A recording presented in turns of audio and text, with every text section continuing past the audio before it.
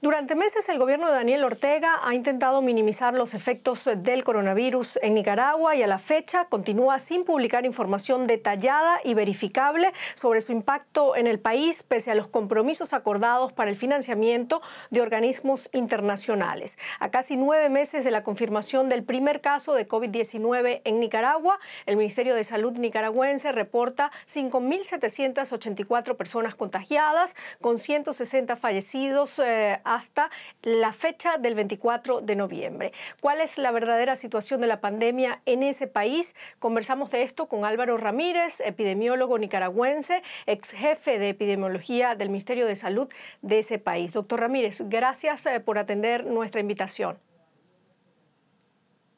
Muchas gracias, Silvia, por la invitación y espero contribuir con información útil para que podamos entender lo que está pasando en Nicaragua, que es bastante difícil de entender de todas maneras.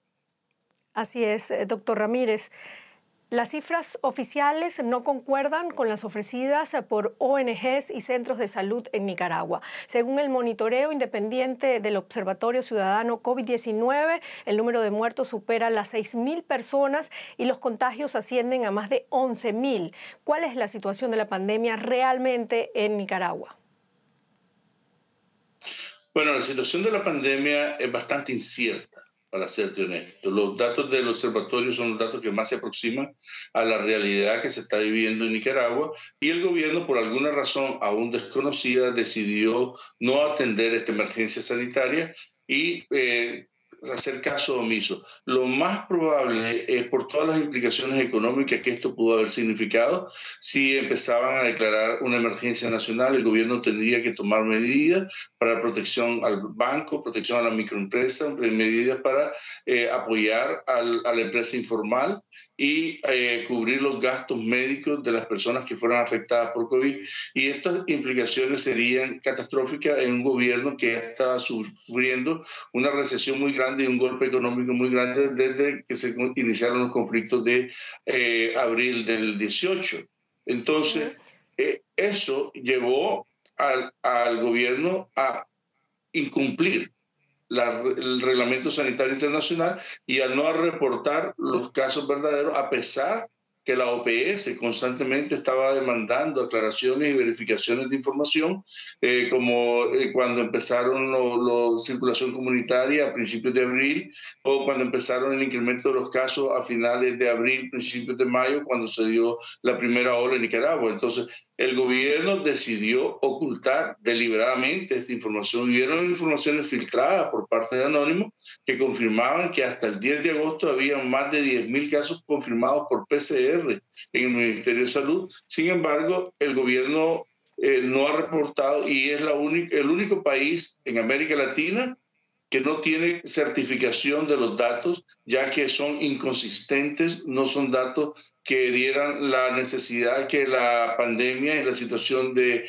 emergencia internacional de salud pública requiere. Entonces, esos serán semanales, sin precisión de edades, sexo, sin precisión de localización de los casos. Y esto lleva a que Nicaragua todavía es el único país en los informes internacionales de la Universidad de Johns Hopkins que no tiene casos reportados de exámenes de COVID. Está en blanco en toda América. Entonces, es una situación realmente desastrosa y irresponsable de lo que significaría el manejo de una pandemia tan seria y que está impactando al bolsillo de los nicaragüenses. Claro. Doctor Ramírez, el gobierno de Ortega, como usted lo dijo, no declaró ninguna emergencia sanitaria por la pandemia ni orientó la suspensión o cierre de actividades. Por el contrario, el presidente Ortega se pronunció en contra de la campaña Quédate en casa. ¿No era necesario tomar medidas urgentes al comienzo de esta pandemia? ¿Por qué cree usted que el gobierno actuó de esa manera?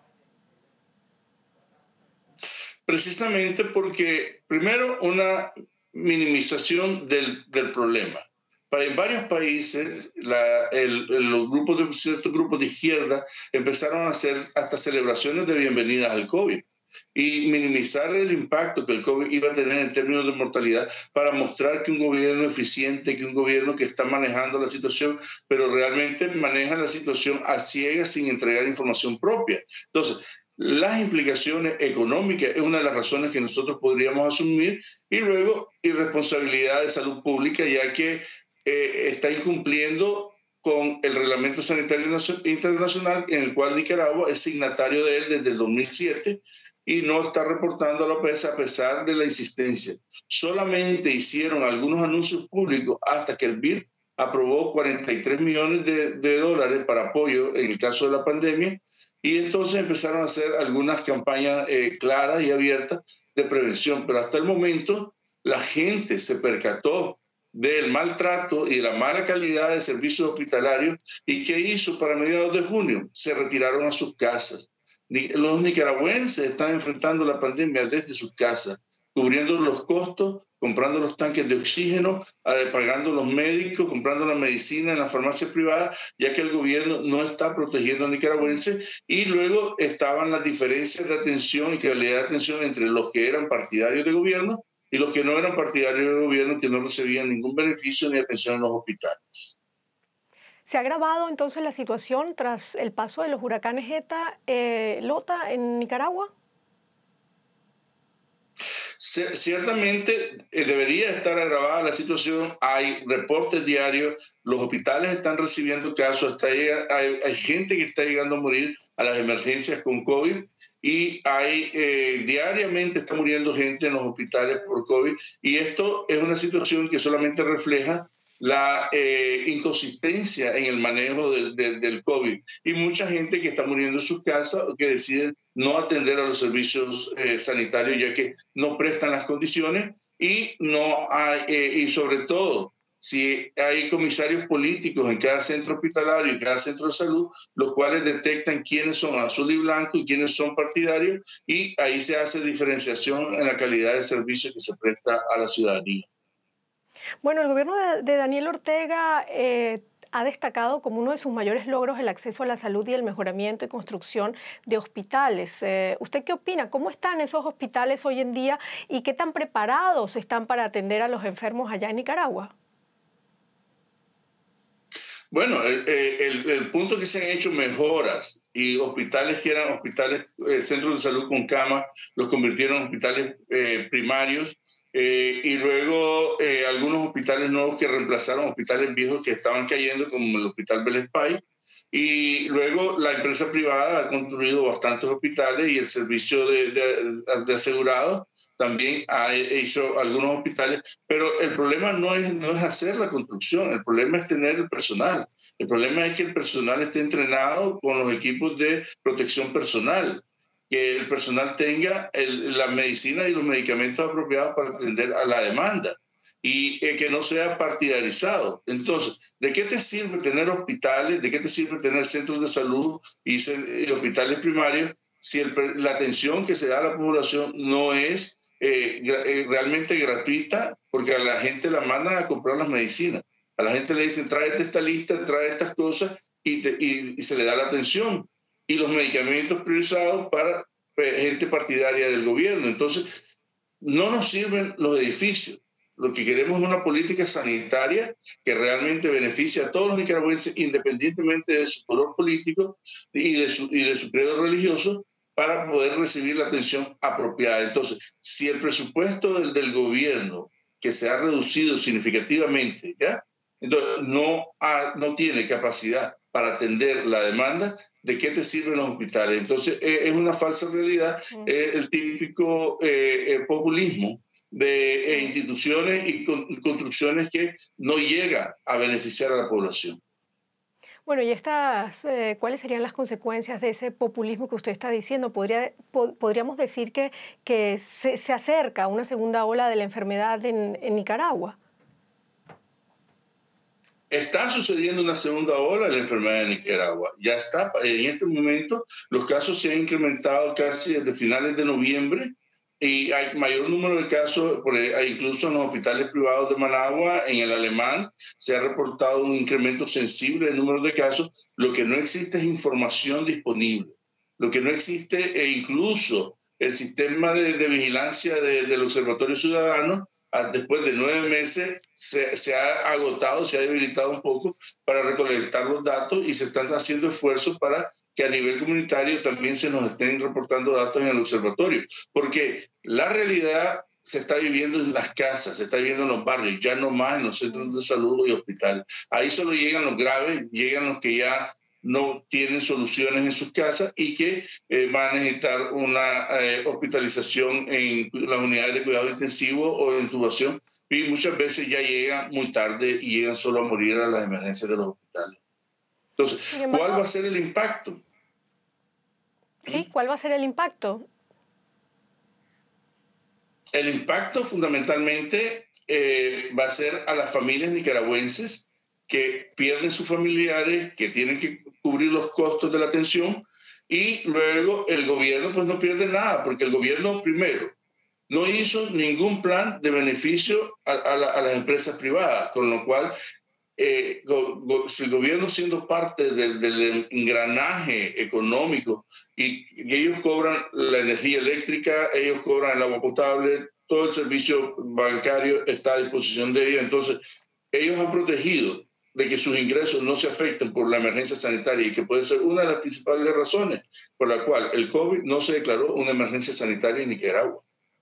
Doctor, ¿y qué medidas se pueden tomar para que, por ejemplo, ahora que vienen las fiestas navideñas, no sigan aumentando esos casos de contagio, para frenar un poco la emergencia?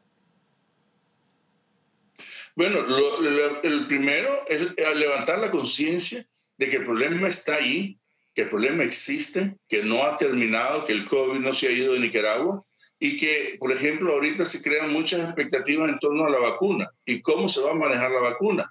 Pero aquí lo importante es reforzar los mensajes de prevención, del uso de la mascarilla, del lavado de manos, del distanciamiento social, de evitar las grandes aglomeraciones, pero que el gobierno, en aras de restaurar la economía, que es su prioridad, y no el estado de salud de la población, está llamando a la gente a salir a las calles, a andar en los bares, a hacer todo tipo de celebraciones, para que realmente el problema económico, que es donde ellos están más empapados y más interesados, se restaure y dar la apariencia de normalidad en el país y que el COVID está bajo control. Entonces, la población tiene que entender que el COVID no se ha finalizado y que el COVID va a seguir circulando en el país, y que realmente son las medidas de prevención lo único que pueden evitar las complicaciones que puede dar alguna persona que sea vulnerable a complicaciones de COVID. Doctor, usted habló de la vacuna. La Organización Panamericana de la Salud anunció que 10 países de América Latina y el Caribe van a recibir esa vacuna contra la COVID-19 sin pagar. Entre ellos está Nicaragua. ¿Se sabe ya cómo será repartida la vacuna y para cuándo podrán los nicaragüenses contar con ella? Bueno, eso no hay información, al igual es parte de la estrategia de desinformación que el gobierno maneja constantemente, y el gobierno desde la OPS ha recibido también los kits para hacer las pruebas de PCR, las cuales no han sido manejadas abiertamente para la detección comunitaria, para el sistema de vigilancia comunitario. Ha sido restringida a ciertos centros de salud, ciertos hospitales para realizar los PCR. No está disponible en todo el territorio, y muchas de las PCR disponibles que se han recibido como nación se están usando para el cobro en los aeropuertos y en las salidas terrestres para hacerse el PCR a $150. Entonces, todo este tipo de situaciones, el gobierno trata de hacer comercio, trata de sacar ganancias. Entonces, ¿cómo el gobierno va a utilizar las vacunas donadas del OPS? Va a ser un interrogante muy grande, si lo va a integrar dentro del Programa Nacional de Inmunizaciones o si lo va a hacer parte de un sistema de cobro privado. Además, recordemos que ellos están tratando de hacer la asociación con la vacuna soviética, con la vacuna rusa, para comercializarla en toda Latinoamérica, ya que es una vacuna que es más manejable que la Pfizer, requiere menos condiciones de almacenamiento y se puede distribuir más fácilmente, y es parte de un virus atenuado, que es una vacuna que va a requerir menos logística. Entonces, ¿qué va a pasar con esto y cómo el gobierno va a decidir? Yo casi apostaría de que será basado en decisiones políticas de beneficio político y no en un programa nacional que vaya a beneficiar al pueblo, que es lo que ha estado pasando hasta ahora. O sea, yo creo que el gobierno va a continuar con su política, primero, de no información, y de no distribución equitativa de los bienes donados para el pueblo nicaragüense.